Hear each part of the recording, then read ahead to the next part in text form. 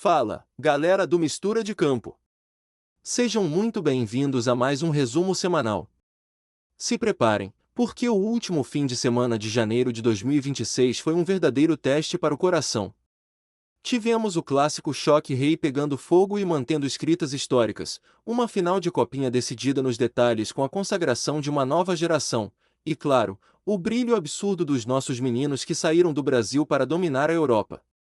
O futebol brasileiro vive um momento especial e hoje vamos analisar cada detalhe dessa rodada que parou o país. Já sabe, né? Deixa o like, se inscreve no canal e ativa o sininho, porque o conteúdo de hoje está pesado. Começando pelo coração do futebol paulista. Na Arena Barueri, o Palmeiras de Abel Ferreira deu uma aula de estratégia contra o São Paulo de Hernan Crespo. O jogo começou com uma pressão ensurdecedora. Logo aos 13 minutos, a defesa do São Paulo falhou na saída de bola, o volante Bobadilla se atrapalhou e Maurício, a nova estrela do Verdão, não perdoou, um chute seco, rasteiro, no canto do goleiro Rafael. O estádio explodiu. Mas o São Paulo não se entregou. Apenas 2 minutos depois, Bobadilla se redimiu em uma cobrança de escanteio, empatando a partida e colocando fogo no clássico. No segundo tempo, brilhou a estrela de Flaco Lopes. O atacante argentino vive um 2026 iluminado. Ele marcou o segundo gol após um cruzamento perfeito e ainda deu assistência para selar o placar em 3-1. Com esse resultado, o Palmeiras assume a liderança do grupo e mantém a escrita: o São Paulo segue sem nunca ter vencido o rival em Barueri. A crise ronda o Morumbi, com a torcida cobrando a solidez defensiva que sumiu. O Corinthians recebeu a Ponte Preta na Neoquímica Arena e o jogo foi um verdadeiro teste de paciência para Fiel. O Timão dominou a posse de bola, mas esbarrava em um sistema defensivo muito bem montado pela Macaca. O gol da vitória por 1-0 só saiu no segundo tempo, em uma jogada de insistência que terminou nos pés de Yuri Alberto, que não perdoou. Foi uma vitória magra, mas que dá um fôlego enorme para o trabalho da comissão técnica, que vinha sendo pressionada por melhores exibições. Já o Santos foi até a capital enfrentar o Bragantino. O Peixe, que vive um processo de reconstrução, encontrou um adversário extremamente físico. O jogo foi lá e cá, com o goleiro santista operando pelo menos 3 defesas de nível de seleção. O empate em 0-0 pode parecer amargo, mas diante da organização tática do Massa Bruta, o ponto conquistado foi visto como importante para manter o Santos na briga pela liderança do seu grupo. A torcida santista, que lotou o setor visitante, aplaudiu o esforço da equipe, mas cobrou mais pontaria no último terço do campo. O dia 25 de janeiro é sempre sagrado para a base, e no Pacaembu reformado, Cruzeiro e São Paulo decidiram a Copinha 2026. Que jogo, meus amigos! A Raposa mostrou por que é a melhor categoria de base do Brasil na atualidade. O jogo foi tenso, com o Cruzeiro abrindo o placar, mas o São Paulo buscou o empate com Isaac, um zagueiro que ainda vai dar o que falar no profissional. Porém, o destino estava guardado para Gustavinho. O camisa 6 do Cruzeiro acertou um chute de rara felicidade de fora da área, selando 2-1 e garantindo o bicampeonato consecutivo para o time mineiro. A campanha do Cruzeiro foi assustadora: 9 jogos, 9 vitórias, com o melhor ataque e a melhor defesa. É um projeto de base que serve de exemplo para todo o país. O São Paulo sai de cabeça erguida, mas fica o alerta: o clube precisa converter esse talento da base em resultados imediatos no time de cima. Subindo para o Rio de Janeiro, o clima no Maracanã estava digno de uma decisão de campeonato. O Fla-Flu deste final de semana não foi apenas mais um clássico, foi um verdadeiro duelo tático. O Fluminense venceu o Flamengo por 2-1, e o placar reflete exatamente o que foi o jogo: inteligência contra a pressão. O técnico tricolor montou uma armadilha no meio-campo, dobrando a marcação sobre Arrascaeta e De La Cruz. Com o setor criativo do Flamengo travado, o Flu explorou as costas dos laterais rubro-negros com transições rápidas.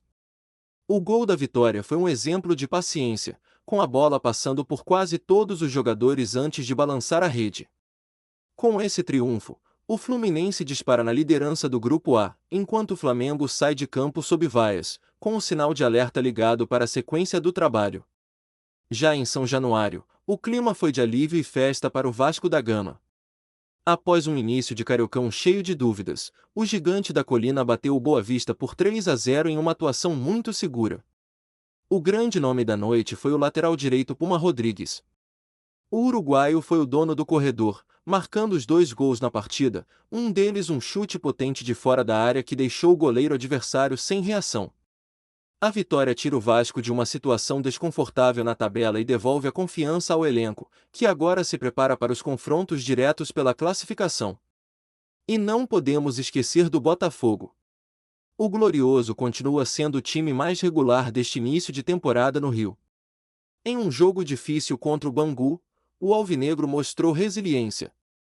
A vitória por 2-0 em casa foi sólida, com gols de Alex Telles e Santiago Rodrigues. Esse resultado mantém o Botafogo no topo do seu grupo, mostrando que o sistema defensivo está muito bem ajustado para os desafios de 2026. É o futebol carioca fervendo e mostrando que a briga pelo título estadual será uma das mais acirradas dos últimos anos. Cruzando o Atlântico para a Espanha, o domingo foi de gala para os gigantes. O Real Madrid enfrentou o Villarreal no Santiago Bernabéu e o que vimos foi uma exibição histórica de Kylian Mbappé. O francês está vivendo uma temporada de outro planeta. Ele marcou na vitória merengue e atingiu a marca impressionante de 34 gols na temporada, igualando o Harry Kane na liderança da artilharia europeia. O Real Madrid venceu com autoridade, mostrando uma transição ofensiva que é, sem dúvida, a mais rápida do mundo atualmente. O entrosamento de Mbappé com Vinícius Júnior atingiu um nível onde os defensores adversários parecem estar em câmera lenta. Enquanto isso, o Barcelona recebeu o Real Oviedo no Camp Nou.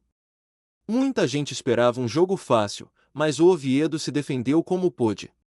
Porém, a qualidade técnica do Barça prevaleceu. Com um controle absoluto do meio-campo, o time da Catalunha venceu por 2-0. Os gols foram construídos com paciência, naquele estilo clássico de troca de passes que é a marca registrada do clube. Essa vitória mantém o Barcelona na caça ao Real Madrid, em uma disputa que promete ser decidida apenas nas rodadas finais de La Liga. É o duelo de titãs, de um lado o poder de fogo de Mbappé, do outro a organização coletiva do Barça de Xavi. E para fechar o giro, não podemos esquecer dos nossos meninos de ouro. O Endrick, que pertence ao Real Madrid mas está brilhando no Lyon por empréstimo, anotou um hat-trick que parou a França. Ele está jogando com uma confiança que assusta os veteranos. Na Inglaterra, o Estevão deu mais um show pelo Chelsea contra o Crystal Palace. Ele foi eleito o melhor em campo, sendo o principal criador de jogadas da equipe londrina. Ver esses dois brilhando ao mesmo tempo em que Mbappé quebra recordes em Madrid, nos dá a certeza de que o futuro do futebol mundial passa, obrigatoriamente, pelos pés desses garotos brasileiros. É isso, galera! Um fim de semana recheado de emoções, tabus mantidos e o nascimento de novas lendas. E para você, qual foi o momento mais marcante? A festa da Raposa ou o show do Endrick na Europa? Deixe o seu comentário aqui embaixo que eu respondo todo mundo. Valeu por acompanhar o Mistura de Campo, um grande abraço e até a próxima!